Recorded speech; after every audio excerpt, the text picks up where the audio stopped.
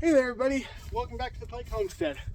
My name is Adam, and today I'm going to talk a little bit about, kind of continuing on with what we were posting about in our community, about how sometimes in farming you just kind of have to roll with what you got when you get it. So today I was again helping our neighbors as, we're coming into, I guess, the final third of their herd left to do the calving. But it was a slow enough day where we got a lot of stuff taken care of, getting ready for doing their preg checks and stuff next week. And that gave me time, like we had to set up the tractor to move the cattle squeeze, and that means putting on the pallet forks, which just so happened to be the perfect tool to be moving the fence panels around in our yard to set up the vast majority of our chicken pen. So that's what we did today. So I did try to film a little bit of it, and I'm sure we'll roll it here. And I'm just patching up the holes because we still got the bulls in there, and it's no longer, one of the gates is no longer as secure as it used to be, as it won't close because there's a fence in the way. So I'm just using some spare wire here just to tie everything up top and bottom, because cows will, push against it and rub against it at this time of year as they're losing their winter coats. They're itchy and they will do everything they can to scratch. And bulls, when they scratch, well, they're big, massive creatures and they will move stuff. So if you don't have it fully secured, it's gonna move and then they're loose. So that's what I'm finishing up here, and then I'll give you a walkthrough on what we've done and why we ended up not getting it as complete as we'd hoped we'd be able to, just given the nature and construction of the fence panels. So I'll show you that here.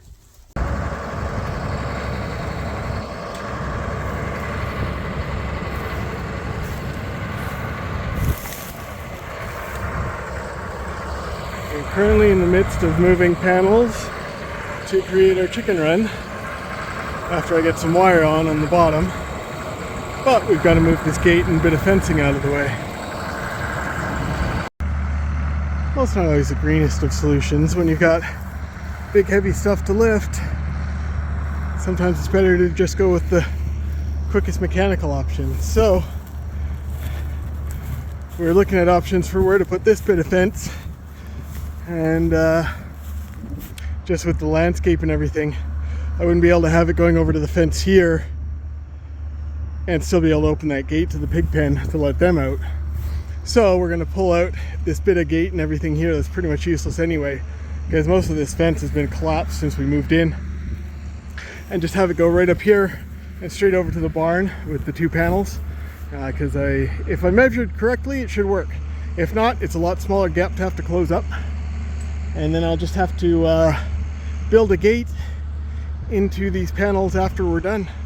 So we've already got the two at the bottom down there, so I just got to close up here and then over here over to the barn as well.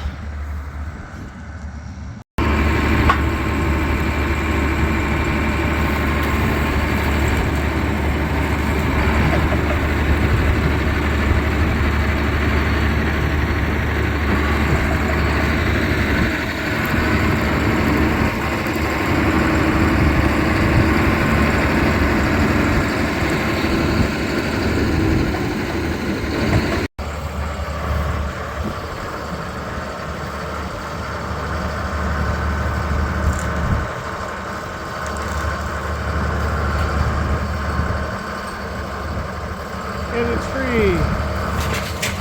And now I gotta go move that.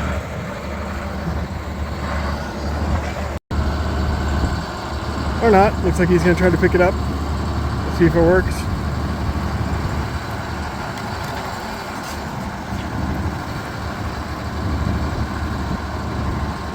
Kinda.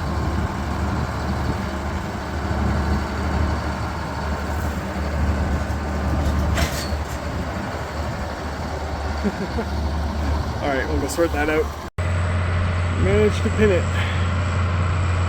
And away it goes! Yeehaw!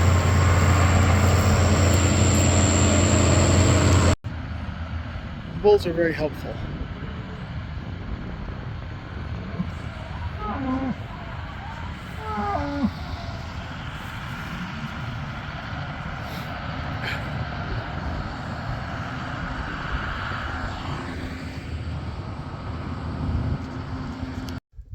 So anyways, I'm just wiring in this last bit of panel to shut up this gap. I can show you one of the things we ended up having to contend with that we hadn't really considered. And that's something that tends to happen a lot on the homestead. If it's not hinky, it's not homestead, right? So here, we've got the panels and you can see the big A-frames on the legs here. So that makes it kind of hard to get them flush up against each other. Now, this isn't such a bad thing, because one of the things I was going to need to do was be building a gate for us to get into the area anyways.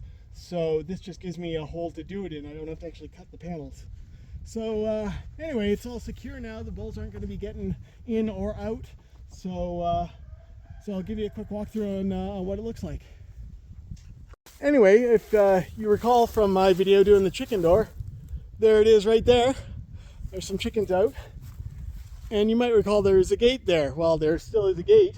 But again, because of those A-frames on the legs of the panels, it's no longer going to swing shut because it's flush up against the rest of the fence there.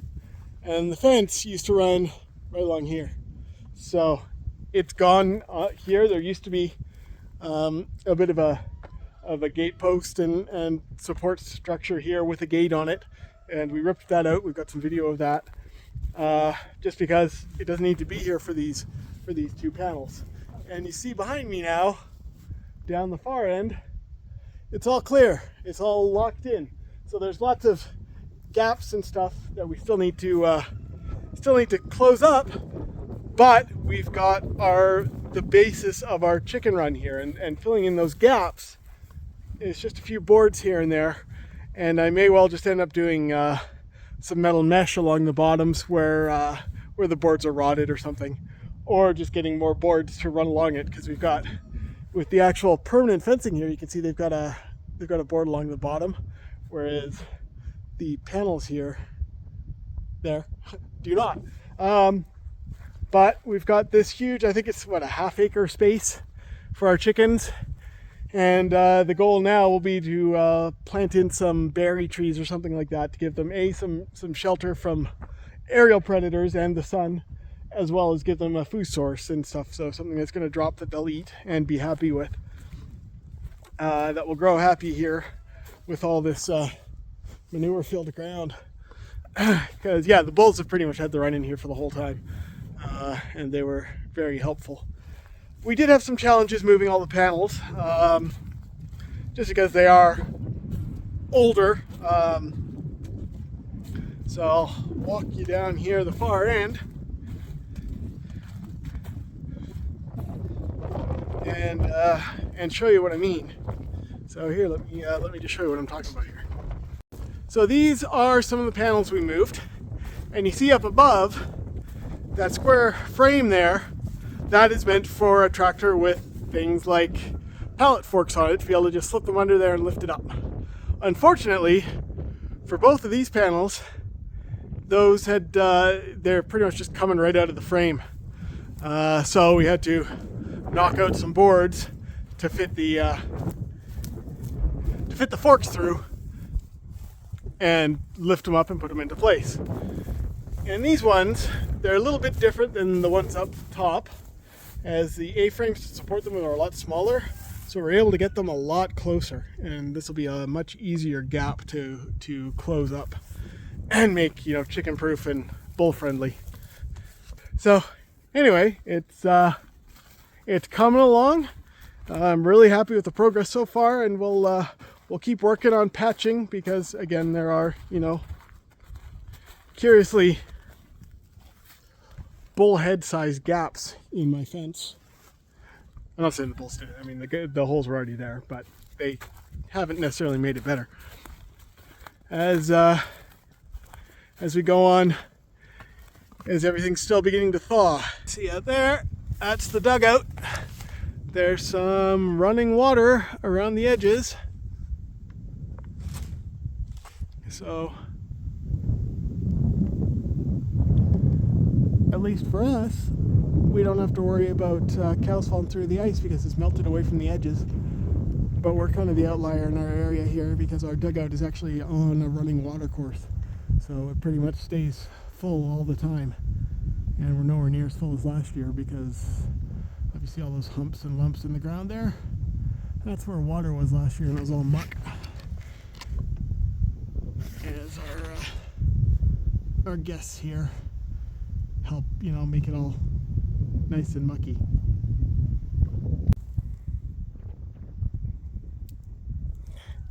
And while it's not the same, and after a winter of having some cows in here briefly, and now having the bulls here for the last month or so, I guess to quote Jurassic Park, that is a lot of poop.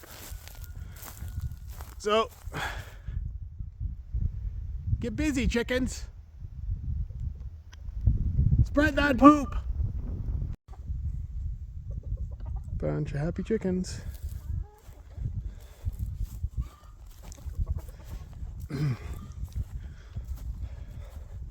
So, Penguin this year is the rooster of choice to be with the girls. Goose was excellent because he's such a calm guy. And Penguin's the next best as far as that goes. And they pass along those traits, so I understand. See, now you're leaving the chicken pen. See, this is another problem here is, we weren't able to get the panels. We have one more panel way down there by the sheds. But it was buried so deep he wasn't sure he's going to be able to pull it out in one piece. So, right down there. There's one panel left. So anyways, you can see behind me, we don't have the panels going all the way up. And so it didn't work out as well as ideally as we would have hoped with, not really paying attention to the design of the feet. You didn't really think that, they're meant to lay down right next to each other, not kind of overlap. And, they're meant to hold up against the wind, so they've got the big framing and big feet on them, so they don't get blown over. As we do get, decently high winds here fairly consistently. So it leaves us with, a couple of holes that I'll need to fill in. But that's okay. It actually will work out for the best because I would need to have put in access gates anyway. So this side will be the main chicken side. And then over where I was just wiring up the stuff where I've got all the junk right there, that's where the run will be for the smaller part of the coop. So where the roosters are now and where they'll be in the winter. So I'll be putting a door for them to get out there. And then also for, if we're having any broody hens or anything like that have their brood with them once they're hatched, then we can kind of isolate them a little bit more and not have kind of the death toll we had from the one large brood that we had last year, where when she had the 10 and lost 6 of them, just because they're in with the rest of the hens, because we just let them in to do that to see what would happen, and it failed utterly. So yeah, anyway, so that's what that will be for, or also, kind of a medical pen if we have any sick birds that need time to heal and not be in with the rest of the flock, that sort of thing. That's what that smaller part is for. I mean, for the winter, it's the roosters until we eat them. And yeah, so anyway, I need to, kind of build up that. It sucks that we couldn't get it really up to the barn because that would have been ideal to give it a bit of a windbreak here, because the main wind comes from that direction, and through the winter that's where the snow and everything is going to be drifting from. But it gives me an opportunity to put in a gate there that's person sized, as well as close it up like a fence and make it again more of a windbreak, just like the panels would be. And then I can just put up kind of a sheltered roof or something up there, kind of running out, like giving it a bit more of an overhang to keep the snow out and be able to let the chickens out more during the winter when it's not quite as cold. So those are the goals, but the biggest part of this project is done. So it's good to have friends who are willing to help you and give you the time and have the machinery to do this sort of thing. Because again, homesteading, it can't be a solitary kind of thing. It's got to be community, right? You've got to have the people you're with that you help and help you. Like that's kind of how it works. And if you can't do that, you can't be homesteading. So, I'm really thankful we've been able to do that really easily, and kind of come into a really good community here to be a part of and be able to take advantage of things like that. So, anyway, thanks for spending your time with me today. I hope you enjoyed it. Any suggestions on what else I should do with this? Like we're thinking, like, should we just run boards along the bottom? Because, most of the gaps in between, there's nothing over an inch, I don't think, except for the holes in the fencing. Or should I actually run some mesh? Because we haven't seen a lot in the way of predation so far with the chickens just running loose. But once we get more here, then that's going to be a draw for it. So tell us what you think. What would you do to make it a safe pen for the chickens? So let us know down below. We'd love to hear from you. All right, so thank you, and I hope you have a good day, and we'll see you on the next one.